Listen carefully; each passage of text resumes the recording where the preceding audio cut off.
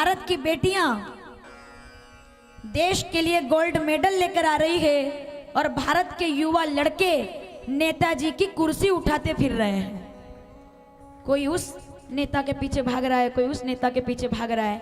जानते हैं आप इस बात को? अच्छे अच्छे बेटे, मुझे दुख होता है इस बात का, जिन लोगों ने कभी अपने माँ बाप के जूते नहीं उठाए होंगे वो नेताजी के गाड़ी के दरवाजे खोलते हुए नजर आते हैं। कुछ बच्चों का आज केवल इतना काम रह गया है कि आज नेताजी का इधर दौरा है, आज नेताजी के साथ सेल्फी लेते हुए। दिवाली छोड़ देते हैं लोग, घर पे दीपक नहीं लगाते लड़के, आज नेताजी की चप्पल उठाते हुए। मैं गलत तो नहीं बोल रही हूं? चमचागिरी करते हुए।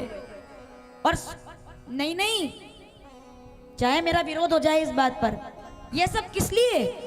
चाहे आप जूते उठा लो, चाहे आप उनके गाड़ी के दरवाजे खोल दो, चाहे उनके लिए सुबह से लेकर रात तक पोस्टर चिपका दो, चाहे आप उनकी रैलियों में नारे लगा दो, जब भी तुम्हें एक साइन की जरूरत पड़ेगी तुम्हें टेबल के नीचे से 5,000 रुपए देने ही पड़ेंगे। इस बात को तय मान लो। ना तो समय पर कोई फोन लगेगा, ना तुम्हारा कोई काम होगा। मैं थोड़ा कड़वा बोल रही हूं। जिन लड़कों को ये लग रहा है नेताजी नेताजी नेताजी, माँ बाप के आंसू नहीं पूछते ये लोग, और नेताजी अगर माइक पर इंटरव्यू दे रहे हो तो पीछे वाले चार ऐसे गर्दन हिलाते हैं जैसे पंचम वेद पढ़ा जा रहा हो कि नहीं नेताजी ठीक कह रहे हैं, नेताजी नहीं। मैंने देखा, आपने देखा होगा, ये चार जो पीछे खड़े हुए हैं, ये मंदिर तक तब जाते हैं जब नेताजी मंदिर में दर्शन करने जाते हैं, तब ये भी पीछे पीछे। हाँ, कड़वी हकीकत है समाज की। मेरे देश का युवा जिसको भरत बनना चाहिए था, स्वामी विवेकानंद बनना चाहिए था, जिसको महाराणा प्रताप बनना चाहिए था, तुम डॉक्टर बन सकते हो, तुम कलेक्टर बन सकते हो, अरे मत बनो, तुम किसान बन सकते हो। तुम्हारे बाबूजी फटा कुर्ता पहन करके हल चला रहे हैं और तुम कुर्सियां उठाते फिर रहे हो, और तुम अपने आप को समझ रहे हो कि जिस दिन तुम्हें जरूरत पड़ेगी उस दिन एक फोन भी लगने वाला नहीं है। अपने समय का उपयोग अपने लिए करो। ये जितने पद वाले लोग, मैं तो क्लियर बात कहती हूँ, जितने पद वाले लोग, कभी कभी लगता है हमको कि हम सीखो इनसे। दुनिया में सबसे बड़ा पद कौन सा है? 5 साल का पद, 10 साल का पद। जिन लोगों के ढोल बजते हैं ना, पोस्टर लगते हैं, गलती से दूसरे दिन अगर पद चला जाए तो वही व्यक्ति जो 5,000 लोगों के सामने ढोल से स्वागत में आया था, पद जाने के बाद चौराहे पर खड़ा होकर के चाय पीता रहेगा, 4 लोग भी पूछने के लिए नहीं आएंगे। जब तक पद है तब तक सम्मान है, पद नहीं है बात खत्म। तो मैं ये नहीं कह रही कि पदाधिकारी मत बनो, मैं ये नहीं कह रही कि नेता मत बनो, मैं ये नहीं कह रही कि राष्ट्र की सेवा मत करो, लेकिन अगर राष्ट्र की सेवा करनी है तो नेताओं के झंडे उठाना छोड़ करके भगवा झंडा उठाना प्रारंभ कर दो, हनुमान जी का झंडा उठाना प्रारंभ करो। जो तुमने छोड़ दिया है काम, मंगलवार और शनिवार को ध्वजा निकालने का, हनुमान जी का झंडा निकाल करके आगे बढ़ो। हनुमान तुमको कभी झुकने नहीं देंगे, इतना तो मेरा दावा है। हनुमान जी के जुलूस में निकलने का टाइम नहीं मिलता लोगों को। शिवरात्रि आती है, अभी सावन निकला है, सवारी में गिने चुने लोग, और नेताजी की रैली में हजारों लोग। विरोध नहीं है मेरा सवाल है, धर्म के लिए, राष्ट्र के लिए काम करने वाले लोग इस राष्ट्र का निर्माण करते हैं। और मैं धन्यवाद देना चाहूंगी आज इस मंच से, क्योंकि बात जब चल रही है राष्ट्र की सेवा की, तो राष्ट्रीय स्वयं सेवक संघ के लिए एक बार जोरदार ताली बजाएं आप। 100 वर्ष पूरे हो रहे हैं, सही बात है सर आदरणीय, 100 वर्ष पूरे हो रहे हैं, शताब्दी, एक पूरी शताब्दी हो गई है संघ को काम करते हुए। और मैं कहती हूं संघ अब जामवंत की भूमिका में आ गए हैं। अब संघ जामवन बनकर 100 वर्ष पूर्ण करके नए हनुमान की खोज कर रहे हैं कि युवाओं को हनुमान बनना पड़ेगा।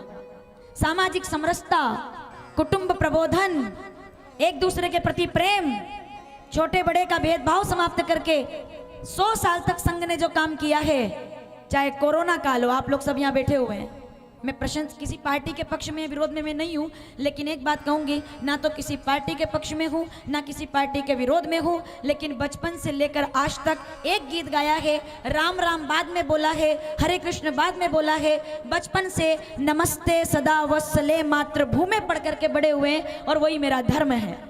मेरा धर्म भगवा है, मेरा कर्म भगवा है, मेरा राष्ट्र भगवा है। जिए तो धर्म के लिए, जिए तो अगर भगवा के लिए, और अगर प्राण भी जाए तो भगवा के लिए। ये हर युवा का संकल्प होना चाहिए, हर युवा का। तो मुझे ऐसा लगता है अपने बच्चों को शाखा में भेजो आप। अभी विजयादशमी का जुलूस निकलेगा, यात्रा निकलेगी, पथ संचलन में भेजो आप। संघ के कार्यशैली में बच्चों को जोड़ो, क्योंकि इस राष्ट्र को अब संघ ने अपने 100 वर्ष शताब्दी के रूप में, जामवान के रूप में जिन लोगों ने काम कर लिया है, अब उस सेना में हनुमान की आवश्यकता है। और जब हनुमान आ जाएगा तो निश्चित रूप से हर बुराई की लंका में आग लगाना हमारे लिए सरल हो जाएगा। जय जयकार कीजिए, भारत माता की वंदे वंदे। मन करे सो प्राण दे, जो मन करे सो प्राण ले, वही तो एक सर्वशक्तिमान है। कृष्ण की पुकार है, यह भागवत का सार है, कि युद्ध ही तो वीर का प्रमाण है। और है क्या, कौरवों की भीड़ हो या पांडवों का नीड़ हो, जो लड़ सकेगा वो ही तो महान है। जीत की हवस नहीं, किसी पे कोई वश नहीं है, जिंदगी क्या ठोकरों पे मार दो, मौत अंत है नहीं। विजयादशमी आ रही है, मौत अंत है नहीं, तो मौत से भी क्यों डरे, ये जाके आसमान में दहाड़ दो। आरंभ है प्रचंड, 100 साल पूरे हो गए हैं, नया साल युवाओं के लिए प्रारंभ हो रहा है। वंदे, थोड़ा जोर से, आवाज मेरी बेटी है। और इसका भी कारण है, क्योंकि कथा तो हम बोलते ही हैं, पर तीर्थ कथा में कथा के पहले भी बोलना पड़ता है और कथा के बाद भी आप लोगों से बोलना पड़ता है। सुबह 4 बजे से लेकर रात को 11 साढ़े 11 बजे तक हम लोग साथ में रहते हैं सब।